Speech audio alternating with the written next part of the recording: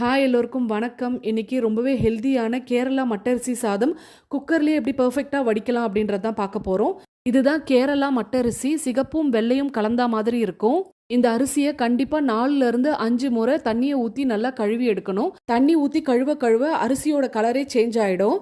அரிசியை ஊற வைக்க வேண்டிய அவசியம் இல்லை. குக்கரில் போட்டு அரிசி மூழ்கிற அளவுக்கு தண்ணி ஊற்றி 6ல இருந்து 7 விசில் விடணும். நம்ம நார்மலாக சாப்பாட்டுக்கு யூஸ் பண்ணுற அரிசியாக இருந்தால் நல்லா குழஞ்சிரும்.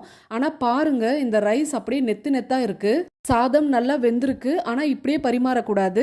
இதில் திரும்பவும் பச்சை தண்ணி ஊற்றி ஒரு 2 கொதி வர அளவுக்கு அடுப்பில் வச்சு கொதிக்க விடணும். இந்த அரிசியில் ஒரு மாதிரி வாசனை வருது. அந்த வாசனையும் போக்குறதுக்கு தான் இந்த ப்ராசஸை நம்ம பண்ணுறோம். அடுத்ததாக எப்பவும் நீங்கள் சாதம் வடிக்கிற குண்டானில் வச்சு வடிச்சிட வேண்டியதுதான். இந்த அரிசியில் நிறைய நியூட்ரியன்ஸ் இருக்குது. ஏகப்பட்ட ஹெல்த் பெனிஃபிட்ஸும் இருக்குது. அதெல்லாம் டிஸ்கிரிப்ஷன் பாக்ஸில் கொடுக்குறேன், செக் பண்ணி பாருங்கள். இந்த சாப்பாடு நான்வெஜ்ஜுக்கும் சூப்பராக இருக்கும், வெஜ்ஜுக்கும் சூப்பராக இருக்கும். ட்ரை பண்ணி பாருங்கள். பாய்.